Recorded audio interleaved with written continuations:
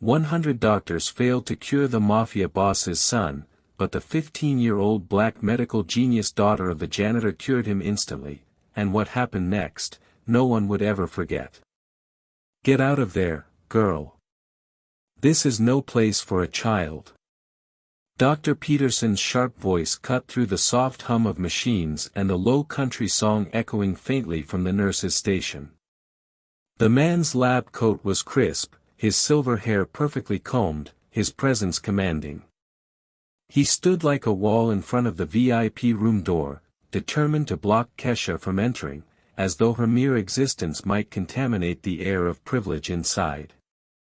Inside that room, 8-year-old Tommy Marcelli, son of Vincent Marcelli, the most feared mob boss on the East Coast, was dying.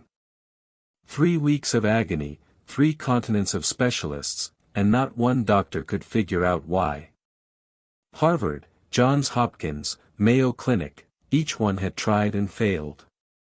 Now, all that brilliance was helpless in the face of a mystery. Kesha clutched her stack of thick medical textbooks to her chest. Her voice was calm, steady.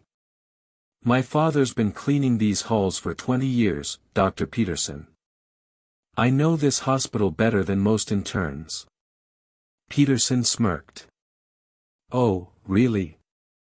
The janitor's daughter is a doctor now? His tone dripped with condescension. Go back to school, kid. Let the grown-ups handle this. What Dr. Peterson didn't know was that this teenager he just dismissed had a mind sharper than his entire team combined, and she was about to prove it. What the arrogant doctor couldn't see was that Kesha wasn't just some curious kid sneaking around. She'd finished high school at 13. She'd been studying medicine since she could read. By 15, she'd absorbed more knowledge from journals and textbooks than most doctors learned in a lifetime of privilege. But what mattered most wasn't her IQ, it was her heart. She had been quietly watching Tommy's case for 2 weeks, and unlike the others, she saw a pattern. The boy doesn't have a rare disease, she whispered to herself. He's being poisoned. Dr. Peterson turned. What did you just say? Nothing that matters to someone who's already decided a black teenage girl can't know more than you, she replied softly. Suddenly, chaos erupted from the room. A nurse rushed out, pale-faced. Doctor, he's seizing again. Blood pressure's crashing. Through the half-open door, Kesha caught sight of Vincent Marcelli, the powerful crime boss now reduced to a broken father, kneeling beside his frail son. Around them, a dozen specialists scrambled, throwing jargon and orders into the air, chasing symptoms instead of truth. For 3 weeks, they'd refused to see what was right in front of them. For 3 weeks, they'd chosen ego over empathy. But Kesha had been preparing for this very moment, the collision of prejudice and reality. She didn't have credentials, but she had clarity. And as the boy's tiny chest fought for breath, she knew she had one shot to make them listen. Dr. Peterson waved over 2 guards. Security. Get this girl out of here. Kesha didn't move. She stood rooted to the floor, her voice firm yet calm. You're about to let a child die because you don't want to admit you're wrong. Gasps rippled through the hall. Doctors froze mid-step. Dr. Harrison, the hospital's star cardiologist, sneered. What an insolent girl. Someone needs to teach her manners. He said, girl, the way people spit out a bad taste. Kesha had heard that tone all her life, at school, at university, even from professors who couldn't believe a black teenager belonged among them. But this wasn't about pride anymore. A child was dying. She wasn't supposed to be here tonight. Her father, James, had begged her to stay home. But for 2 weeks, while he cleaned rooms on the night shift, she'd been studying Tommy's charts, memorizing every lab result and every misstep. He had once found her in the staff room, surrounded by medical journals. "Sweetheart," he'd whispered, "you can't keep doing this. If they find out." "Dad," she'd interrupted, eyes burning with conviction, "a boy is dying because these people are too arrogant to consider what they don't know." That same fire blazed in her now. The guards hesitated, glancing nervously toward Dr. Peterson. Everyone knew James Carter was respected here, even if most never bothered learning his first name. Then, something unexpected happened. The heavy door to the VIP room swung open, and Vincent Marcelli himself stepped out. His suit looked too big now, his eyes swollen from tears. The most dangerous man in the city had been reduced to desperation. "You," he rasped, locking eyes with Kesha. "You said something about poisoning." Dr. Peterson jumped in, panicked. "Mr. Marcelli, please, don't listen to her. She's just a child seeking attention. Our specialists have everything under control." "Your specialists," Kesha interrupted sharply, "have tested for over 200 rare diseases and wasted $500,000 on labs that mean nothing. But not one of you ordered a simple heavy metal urine test." She took a step forward, her voice steady. "Because none of you think poisoning happens to rich families." The hall went silent. Vincent's eyes narrowed. "Keep talking." "Hair loss in patterns, seizures starting in the hands and feet, stomach pain that gets worse with food but better with fasting, and that faint blue-gray line on his gums. It's textbook thallium poisoning." Dr. Peterson laughed nervously. "Thallium? Rat poison? Ridiculous." "That's why it's perfect," she shot back. "Who suspects rat poison in a billionaire's home? It's nearly undetectable, unless you know exactly what to look for. And you didn't." Vincent stared at her for a long moment. He saw something in her eyes, an intelligence sharp as glass, wrapped in quiet fury. Then he gave the order that would change everything. "Run the test." Dr. Peterson sputtered. "Sir, that's a waste of time." "I said run the damn test." The hallway froze. Doctors rushed toward the lab. Kesha exhaled slowly, her heart pounding. She knew exactly what that test would show. In less than an hour, this hospital would learn that genius doesn't always wear a white coat, and that arrogance can be deadly. The 47 minutes that followed felt like an eternity. The elite doctors of Mount Sinai whispered among themselves, pacing the hallway, their polished shoes clicking against the marble floor. None of them looked at Kesha. But every now and then, one or two would steal a glance, half curiosity, half disbelief, as if they couldn't decide whether she was insane or dangerous. Kesha stood quietly against the wall, her book still pressed to her chest. Her father had taught her that silence could be louder than shouting. And right now, her silence screamed louder than all of them combined. Finally, Dr. Peterson emerged from the lab, his face pale, his hands trembling as he clutched the report.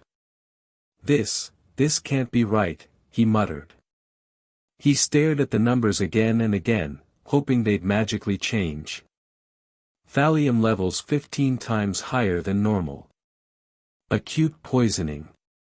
Organ failure.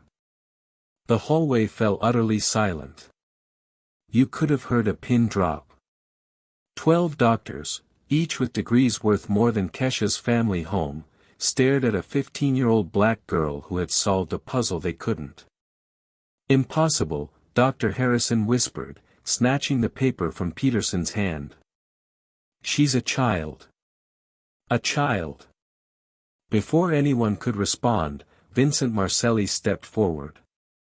The same man feared by half the city now sank to one knee before Kesha. His voice was low but full of emotion. "You saved my boy," he said. How can I ever repay you?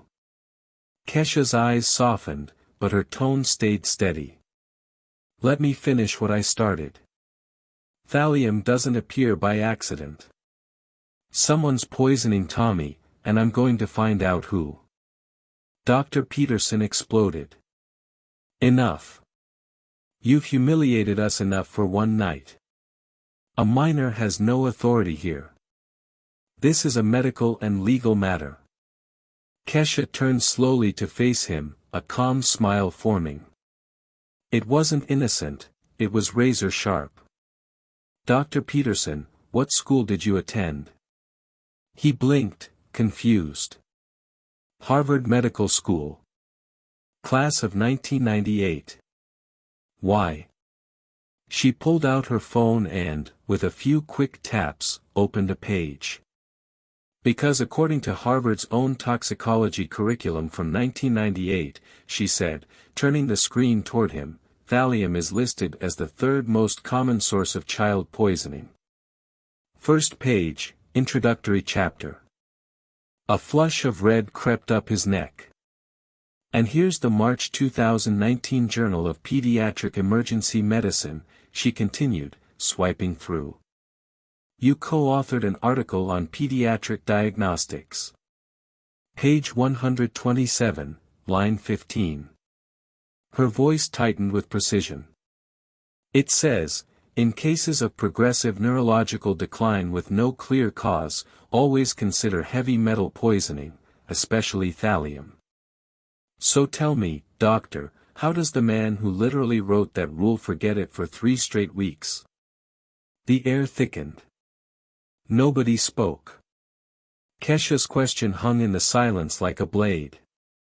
Incompetence or negligence, she asked finally, her voice cutting clean and cold.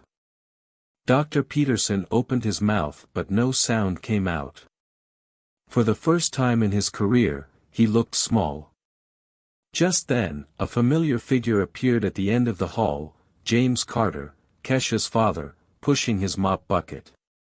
The old man's eyes widened as he saw his daughter surrounded by doctors and the infamous Vincent Marcelli. Kesha, he whispered, unsure if he should run or hide. Dad, she said calmly, I need your help. James hesitated, looking at the polished doctors who'd never so much as thanked him for cleaning up their messes. But something in Kesha's face, a quiet, burning certainty, made him step forward. What do you need, sweetheart? You've worked this floor for 20 years, she said. You know who comes and goes, who stays late, who has access to the VIP rooms. Someone's poisoning Tommy, and we need to find out who. Vincent nodded grimly. Make a list, he ordered. Everyone, doctors, nurses, technicians, janitors. No exceptions. Dr. Peterson tried to protest. Mr. Marcelli, this isn't a criminal investigation. Vincent turned to him slowly, his tone colder than a knife. You failed to realize my son was being murdered under your care. The next time you open your mouth, it better be to apologize. That shut him up. As the crowd dispersed, Kesha's sharp eyes followed every movement. Peterson's trembling hands. Harrison's averted gaze. The head nurse wiping sweat from her temple. But one person stood out, Dr. Miranda Walsh, the pediatrician who had been unusually quiet throughout the confrontation. She wasn't embarrassed or scared. She was angry.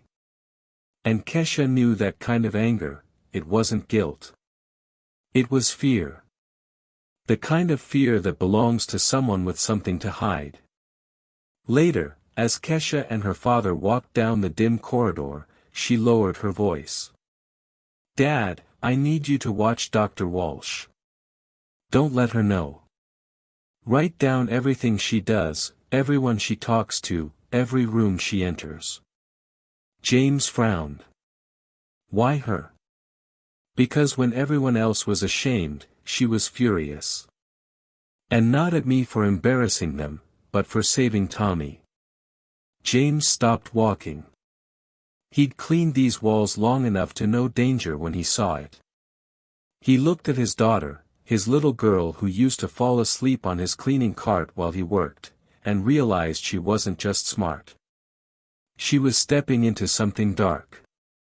"Kesha," he said quietly, "what have you really discovered?" She paused by the window, staring down at the hospital parking lot where black luxury cars gleamed under floodlights. Her reflection in the glass looked older than 15, eyes sharp, mind turning gears faster than most adults could follow. "Dad," she whispered, "Tommy's not the first rich kid to almost die here. There've been others. Same symptoms, same confusion. Over the past 2 years, 7 children from powerful families, gone. All treated by the same doctor." James felt his knees weaken. "You're saying Dr. Walsh?" Kesha nodded slowly. "She's not just poisoning one child. She's a serial killer hiding behind her white coat." The words hung heavy between them. "She's targeting heirs," Kesha continued, her tone steady but eyes fierce. "Children from wealthy families with too much to inherit and too many enemies. And now that I've figured it out," she turned from the window, her gaze locking with her father's. "She'll try to silence me before I expose her." James swallowed hard, his heart racing. "What are we going to do?" Kesha looked back out at the parking lot where Dr. Walsh was walking briskly to her car, phone pressed to her ear, her expression tight. "We're going to give her exactly what she expects, a curious kid who doesn't know when to stop asking questions. Then, when she lets her guard down." Her eyes glinted like steel. "We'll show everyone what real justice looks like." 3 days later, the night shift at Mount Sinai Hospital felt unusually quiet. The long corridor lights flickered softly as James Carter mopped the floors, pretending to hum an old blues tune. To anyone watching, he looked like just another janitor finishing his rounds. But hidden beneath the cleaning cart, tiny cameras blinked faintly, each one placed exactly where his daughter had instructed. At 2 a.m., Kesha crouched behind a supply closet door, laptop open, headphones on, her face illuminated by the faint glow of the screen. Every monitor showed a different camera feed, the hallway, the medicine room, the staff lounge. It wasn't exactly legal, but she wasn't thinking about rules anymore. Somewhere inside this hospital, a murderer was walking free. Her father's voice came through the small radio clip to her sleeve. "All cameras working, sweetheart. What now?" "Now we wait," she whispered. "If Dr. Walsh is as careful as I think, she'll check on Tommy again before sunrise." And she was right. Dr. Miranda Walsh entered the medication room at precisely 2:17 a.m., her white coat crisp, her steps measured. She moved like someone confident no one was watching. But Kesha was watching, every motion, every glance. For 3 weeks, doctors had claimed to save lives. But tonight, one of them was about to get caught trying to take one. Walsh pulled a small vial from her pocket, checked the hallway, and poured a few drops into a bottle labeled for supplement mix, Tommy M. Then she calmly set the bottle on the shelf, wiped her hands, and left. Kesha froze, her heart pounding so loud she could hear it. She rewound the footage just to be sure. The camera caught everything, clear, undeniable. Her stomach twisted. She'd hoped she was wrong. But she wasn't. She radioed her father. "Dad, it's her. She just poisoned Tommy's 4." "Oh, Lord," James whispered. "What do we do?" Kesha took a deep breath. "We don't confront her yet. We need proof of motive, and her contacts. I need her to expose herself completely." Over the next day, Kesha played her role perfectly. She acted like a curious teenager who'd wandered into adult matters she couldn't possibly understand. When she passed Dr. Walsh in the corridor, she smiled shyly. "Hi, Doctor. I've been reading about your work with Tommy. It must be so hard not knowing what's wrong." Walsh's expression softened just enough to hide her suspicion. "It's complicated, dear. Medicine is full of mysteries." "I bet," Kesha said innocently. "I was reading about other kids with the same symptoms. Senator Morrison's daughter, Judge Thompson's son, they were all treated here, right?" Walsh's eyes narrowed. "Where did you hear those names?" Kesha shrugged. "Just curious. It's weird how they all died before turning 10. And all in the same ward." Dr. Walsh leaned closer, her tone suddenly sharp. "You should stop asking questions like that. Hospitals aren't places for gossip. Go home, child." Kesha lowered her gaze. "Yes, ma'am." But as soon as the doctor walked away, she tapped the tiny recorder hidden in her sleeve. Every word, every threat, captured. Sometimes the most dangerous weapon isn't a gun or a scalpel. It's the truth, recorded in your pocket. That night, Walsh made her fatal mistake. Believing she'd intimidated Kesha into silence, she made a phone call from her office. Kesha, hidden in the supply closet nearby, pressed record again. "We have a problem," Walsh said in a low voice. "The janitor's daughter is asking questions about the previous cases. She's too observant for her own good." A man's voice replied through the speaker, cold and controlled. "Does she know something or is she guessing?" "Hard to tell," Walsh said. "She's smart, but she's poor, and she's black. No one's going to believe her over me." Kesha's eyes widened. Her fists clenched so tightly her nails dug into her palms. The man's voice continued. "Even so, we can't take risks. The operation is too profitable. Families pay millions to make inconvenient heirs disappear. One curious teenager won't destroy years of work." Kesha's breath caught. This wasn't just about one boy. This was an entire network, murder for money, disguised as medicine. "What do you suggest?" Walsh asked. The reply came without hesitation. "An accident. Drug overdose. Teenagers experiment, no one will question it." Kesha's heart pounded. "She's going to kill me," she whispered to herself. But she didn't panic.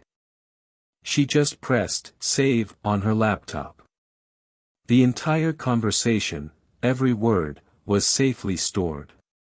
By dawn, she had everything she needed: the recording, the video of the Poison 4, and a list of names tied to Walsh's shift schedule: 7 children, 7 powerful families, 7 unexplained deaths. When her father found her in the morning, she looked exhausted but focused. "Baby, we need to take this to the police." Kesha shook her head. "Not yet. If we go to the cops, they'll bury it. We need to make this public, with witnesses who can't look away." That afternoon, she made a bold move. She asked for a meeting with Vincent Marcelli, Dr. Peterson, and the hospital administration. Her father didn't want her to go, but she insisted. "They'll try to dismiss me again if I come alone. But if Vincent's there, they'll have to hear me." When she walked into the conference room, the air grew heavy. Around the long polished table sat men in tailored suits, the hospital's highest executives, and the one man everyone feared, Vincent Marcelli himself. Dr. Walsh arrived last, her confident stride betraying no hint of worry. She smiled faintly at Kesha. "Back again, sweetheart? Haven't you caused enough trouble?" Kesha didn't respond. She simply opened her laptop, plugged in a small speaker, and pressed play. The room went dead silent. Walsh's own voice filled the space. "The janitor's daughter is asking questions. She's poor and black, no one will believe her." Then the man's voice followed, "Make it look like an accident. Teenagers overdose all the time." When the recording ended, you could feel the air shift. Vincent's expression hardened into pure fury. "You tried to kill my son. And now you were planning to kill her too?" Walsh stammered, her face pale. "You can't use that recording, it's illegal." One of the hospital lawyers interrupted. "Recordings of criminal conspiracy are fully admissible in cases involving the murder of minors." Walsh's shoulders slumped. She knew it was over. Kesha leaned forward. "Those innocent questions I asked yesterday. Every single one was a trap. And you fell into it. In 1 week, a 15-year-old had done what the FBI couldn't do in 2 years, expose a ring of killers hiding behind stethoscopes." The moment the recording stopped, Dr. Walsh's mask of authority shattered. The calm, confident pediatrician who had walked into the conference room minutes ago now looked like a trapped animal. Her eyes darted between the doors, calculating escape routes, but Vincent Marcelli's bodyguards were already blocking every exit. Vincent rose from his chair slowly. His voice was low, cold, and steady, the kind of tone that made grown men tremble. "You poisoned my boy. You tried to murder my son for money." "It wasn't personal," Walsh whispered, her voice cracking. "You don't understand. It was just business. The families." "I don't care about your excuses," Vincent snapped. "You're done talking." He turned toward Kesha, his gaze softening for the first time. "You did what no one else could. A teenager just solved what 100 professionals missed." The hospital administrators looked at one another, pale and speechless. Kesha had not only exposed a killer but revealed just how deep arrogance and corruption had infected their institution. Dr. Peterson tried to recover some dignity. We should call security. Handle this properly." "Security?" Vincent said, his eyes narrowing. "You mean the same people who dragged this girl away when she tried to save my son?" "No. This time, you'll listen to her." Kesha stood, her hands trembling slightly, not from fear but from the weight of the truth she carried. Dr. Walsh didn't act alone. She worked with people, parents, politicians, judges, who paid her to eliminate children they saw as obstacles. Heirs, mostly. She turned medicine into murder for hire. A stunned silence filled the room. One of the lawyers cleared his throat. "We'll contact the authorities immediately. We need to preserve this evidence." Walsh, realizing there was no way out, made one last desperate attempt. "You think they'll believe a janitor's daughter over me? My reputation, my credentials." Vincent slammed his fist on the table, the sound echoing like a gunshot. "Your reputation just died when you tried to murder my child. Take her." 2 guards stepped forward, but before they could touch her, Kesha spoke quietly. "Wait. Let her hear something first." She pressed play again. Another section of the recording filled the air, Walsh's voice, calm and professional, discussing compensation packages with the mysterious man. Every word was surgical, clinical, devoid of remorse. The expression on Vincent's face hardened into something beyond rage, cold justice. For years, power had protected people like Dr. Walsh. But that power was about to kneel before truth, a truth discovered by a girl no one wanted to hear. As Walsh was led out of the conference room in handcuffs, every nurse, doctor, and patient in the hallway turned to watch. Her heels clicked on the tile like a final countdown. The whispers spread fast, faster than wildfire. "That's Dr. Walsh, she's been arrested," the girl exposed her. Kesha stood in the doorway, her father beside her. For the first time, she felt the tension in her chest begin to loosen. Not because the fight was over, but because the world was finally watching. Later that evening, the police combed through Dr. Walsh's office. Hidden behind medical charts and patient files, they found encrypted drives, bank transfers, and detailed reports about children who had mysteriously died under her care. 7 names. 7 families. 7 secrets buried under polished marble floors. James Carter stood behind the officers, shaking his head in disbelief. "All this time, right under our noses." Kesha's voice was calm, but there was pain in it. "People like her think they're untouchable because of who they are. They forget that truth doesn't care about titles or skin color. It just waits to be seen.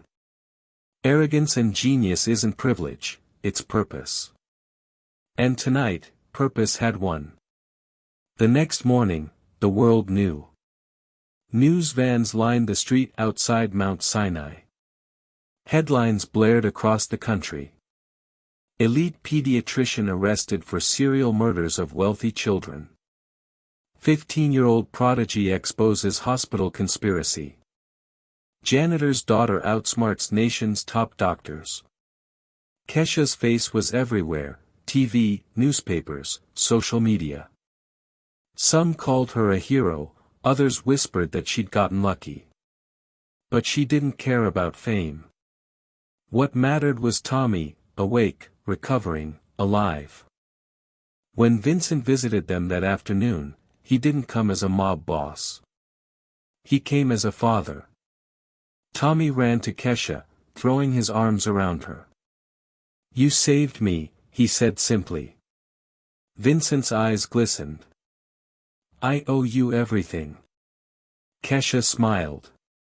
"Just keep your promise." Vincent nodded. "The foundation's already in motion. No gifted child will ever go unheard again." He wasn't lying. Within a month, the Carter Foundation for Medical Talent began offering scholarships to young geniuses from low-income families, kids like Kesha, with brilliant minds but no access to opportunity. But while the world celebrated, Kesha couldn't shake a lingering thought. How many other hospitals had their own Dr. Walsh?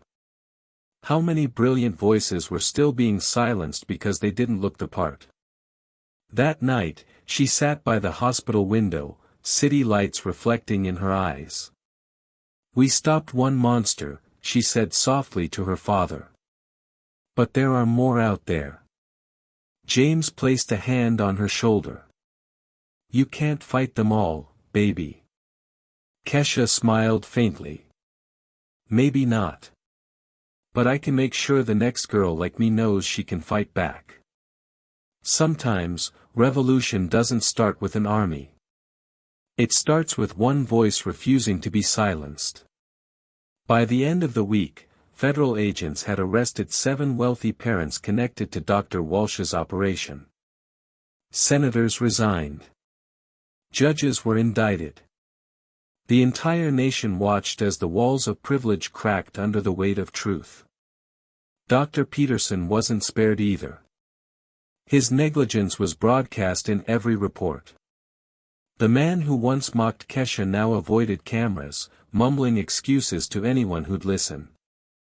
When a reporter asked Kesha how it felt to take down one of the most powerful networks in the country, she simply said, "It's not about taking down, it's about standing up."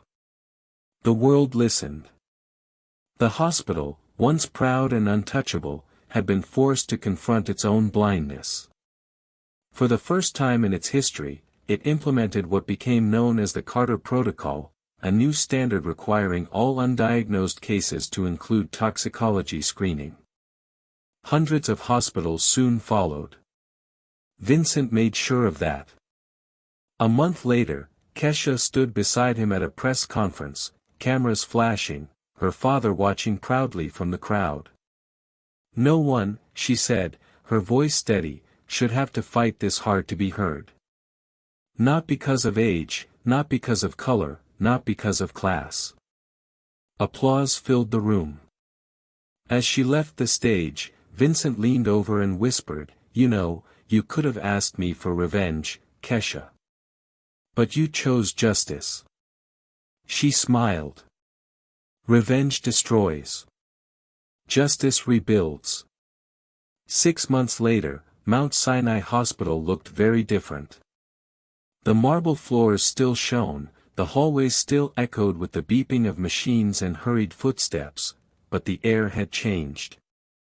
The arrogance that once lived in every corner had been replaced by something new: humility. Respect. Fear of being wrong. On the front page of the New York Times, a headline stretched across the fold. "Elite doctor convicted of serial murders, exposed by 15-year-old black prodigy." Below it, a photo showed Dr. Miranda Walsh in an orange prison jumpsuit, her once flawless hair now messy, her eyes hollow. The caption read, "Walsh sentenced to life in prison for orchestrating murder-for-hire scheme targeting children of wealthy families." And just beside that photo was another, of Kesha Carter, smiling softly in her graduation gown. The youngest student ever accepted to Harvard Medical School. The girl they mocked, ignored, and underestimated now stood as the face of a revolution they could never stop. The trial had been a media storm. Every channel played the recordings, the footage, the testimony. 7 powerful families were exposed for hiring Walsh to kill their own children in secret inheritance plots.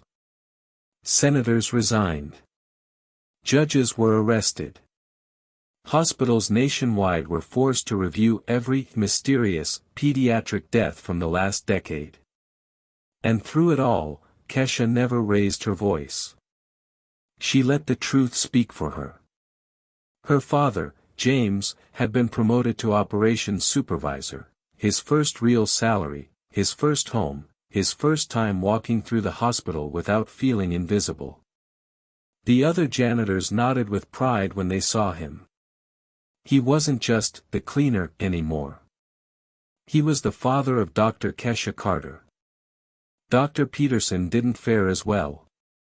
He lost his license after an internal investigation exposed a pattern of negligence.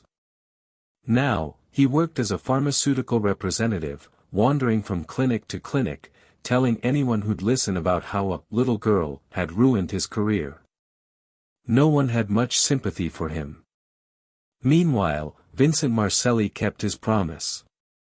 With his resources and Kesha's vision, they launched the Carter Foundation, an educational program for gifted low-income kids.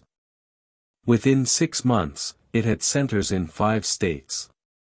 Children who once cleaned library floors to touch books were now holding scholarships in their hands. When Vincent visited the hospital playground one afternoon, he found Kesha sitting on a bench, watching Tommy climb the jungle gym with other kids. The boys' laughter echoed through the courtyard, bright and alive. "You know," Vincent said, sitting beside her, "you could have come to me any time, asked me to destroy those who humiliated you. And I would have done it." Kesha smiled faintly, eyes still on Tommy. "And then what? They just fear you, not learn anything. The best revenge isn't destroying someone, Mr. Marcelli.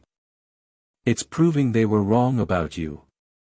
Vincent looked at her for a long moment and then nodded. "You're wiser than people 3 times your age, kid." She grinned. "That's because I listen more than they do. True power doesn't shout. It stands still, proves itself, and lets the world catch up." Months later, as she prepared for her first Harvard lecture, news outlets still couldn't stop talking about her. The janitor's daughter who changed medicine. The girl who rewrote hospital protocols. From cleaning halls to saving lives. But for Kesha, the real victory wasn't fame, it was change. Across the country, hospitals now required mandatory toxicology screenings in undiagnosed cases. Hundreds of children were being saved because one teenager refused to stay silent. They even named it after her, the Carter Protocol. At her high school graduation ceremony, held just before she officially began her Harvard term, Kesha stood at the podium in front of hundreds of students, parents, and teachers. Vincent sat in the front row beside James and Tommy. Cameras rolled. Reporters waited for her words. She took a breath, her voice calm but firm. 6 months ago, no one believed me. Not because I didn't have proof, but because I didn't look like the kind of person who could have proof. I was too young. Too black. Too ordinary. But truth doesn't care who carries it. It just waits to be spoken. The audience sat spellbound. She continued, her eyes glistening. Sometimes justice doesn't fall from the sky. Sometimes you have to build it with your own hands. And when people try to silence you, don't get angry. Get louder. Get smarter. Let your success make the noise they tried to stop. The crowd rose to their feet, cheering. Vincent clapped until his hands hurt. James wiped his eyes, whispering, "That's my baby girl." Weeks later, Dr. Walsh sat in her cell, watching the same speech replay on a small TV mounted to the wall. Her hands trembled as she saw the girl she had once dismissed as a janitor's daughter, now standing on stage, changing the future of medicine. For a moment, Walsh looked like she might cry, but not from regret. From realization. In trying to erase Kesha, she had created her legend. Outside, the world kept moving. The Carter Foundation expanded internationally. Kesha's research in pediatric toxicology caught the attention of major universities. By 16, she was not just a medical student, she was a consultant for hospitals that once would have laughed her out of their doors. At the playground, Tommy would sometimes ask her, "Will you ever stop being a doctor?" She'd smile. "No, Tommy. I don't think I ever will." Because for Kesha, medicine wasn't about titles or money. It was about justice, the kind that healed not just bodies, but systems. And for the doctors who once mocked her, their punishment wasn't prison.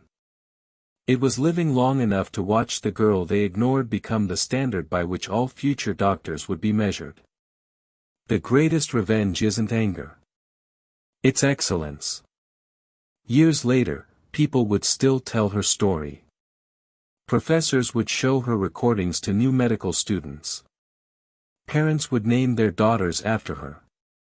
And in every corner of America, young black girls with big dreams would whisper to themselves, "If Kesha did it, so can I." Her victory wasn't about exposing evil. It was about redefining what genius looked like, and proving that brilliance doesn't wear one color, one uniform, or one name. As the sun set over Boston, the youngest student at Harvard Medical School looked up from her dorm window and smiled quietly. "We did it, Dad," she whispered. In a hospital miles away, Tommy Marcelli, now healthy and strong, wrote her a note for her first day at Harvard, "You didn't just save my life, Dr. Kesha. You gave it meaning." And for her, that was enough.